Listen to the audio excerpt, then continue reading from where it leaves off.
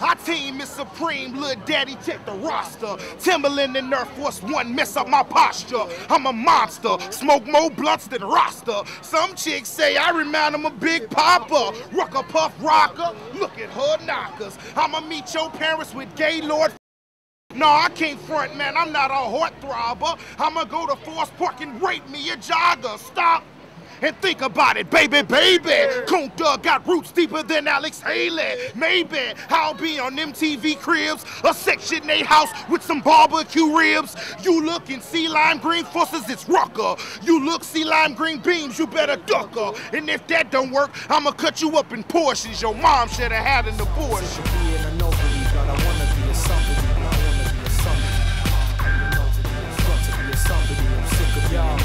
So I hit the earth with a verse that'll blow your mind. So precise, my heart beats the metronome of time. Close my eyes and visualize.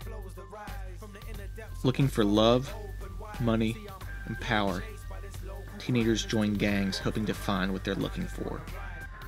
To my throat's a mime and holds the line to translate my speech to a ghostly sign. It's only my true self I hope to find, but pollution in the shitty city chokes my mind. Them people, them give me set modes to life and expect me to follow cause I'm oversized. But that won't dishearten my growth tonight or growth today.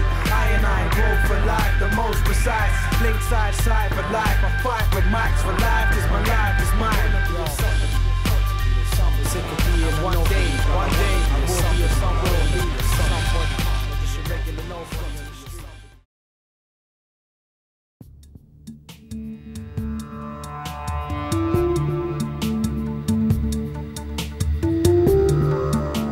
I was a gang leader for the Latin Kings in the west side of Chicago, Illinois.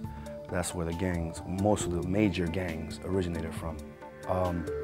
I was also a leader within the prison system in Illinois. I had a man count of 600 soldiers under my command. I had the power to send them to hurt other inmates as well as correction officers. So I was also involved with heavy drug trafficking, Colombian cartel type stuff like that.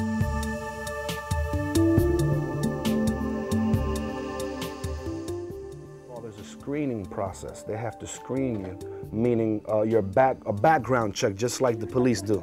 You know, they're efficient. And they want to know where you came from, who you are. You could be undercover. You never know. Now you're a youth. They want to know who your family is. If your father or your uncle's a police officer, or maybe they're using you as an informant, who knows? So they find out who you are and they study you for a while. So you're on a probation period where you could be observed and the type of person and the personality that you have. After screening, then you go through a process of, they take you on a gang mission to see, you know, you can shoot somebody for them. Or in prison, it's different. In prison, if you want to be, it's hard to become, part of the gang in prison, because in prison you want to join for protection. You know, it's likewise the street, but the prison more, because you're more under threat. In the prison, you have to stab somebody, maybe a correction officer, or the enemy, one of the enemy gangs, or maybe someone from their own gang that has violated one of the violations of the constitution of the gang. So they want to, use that person to do stuff like that. After that, you become a regular soldier. You have to learn the bylaws and the Constitution and the manifesto.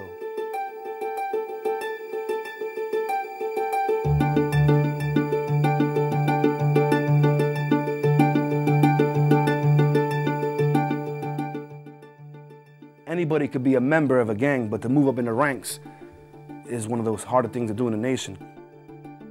Murder is the first code to be able to, kill for the nation. They test you in that, your loyalty.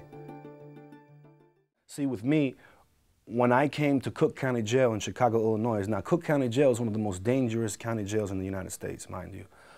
When I came into that prison, 85% that were incarcerated there were gang-related murders, triple murders, double murders.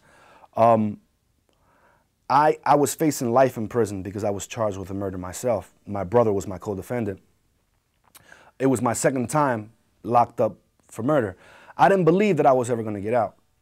So I said, this is going to be my home for the rest of my life. I have to make my bones. So I had to sacrifice my life. I put my life on the line. I didn't value my life anymore because I was living, but I was actually dead being in there. So I said, in order for me to live comfortably, I said to myself, I have to gain the favor of these guys, especially the gang leaders. And I was fortunate enough to become a roommate with the guy that was the prince at the time within the prison. And me and him had a lot in common. Our personalities were quite the same. Very intelligent young Puerto Rican man. He's facing 60 years right now. He's been incarcerated for over 10 years now. Me and him had a bond together. We had people, they actually have love for each other within the gang. We actually loved each other, you know, as men, you know, no homosexual, you know, stuff, nothing like that. It was really love, you know, and I was willing to die for him. He was willing to die for me. And with him realizing that, I gained his favor. Before I met him, he heard of me when I was in the other parts of the jail. The jail was big. And I would try to make my bones by when there was ever a riot, I stabbed a couple people. That's what I could say to how I rose up in the ranks. So word got back to him about who I was before he personally met me.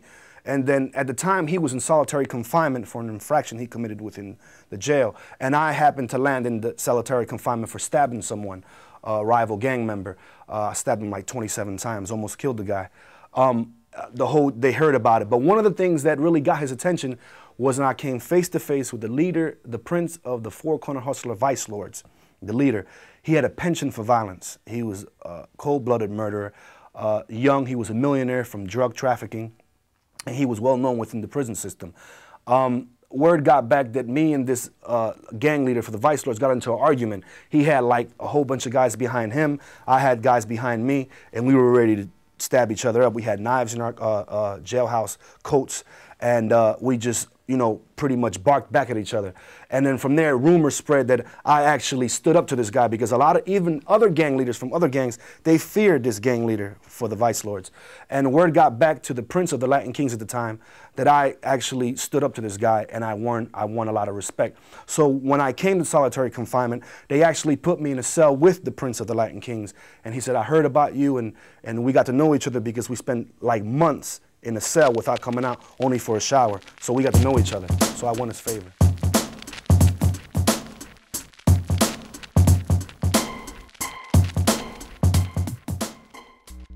The gang, only the lucky ones survive. The ones who know the ways of the streets. If you're not one of them, you end up either dead or in jail the rest of your life.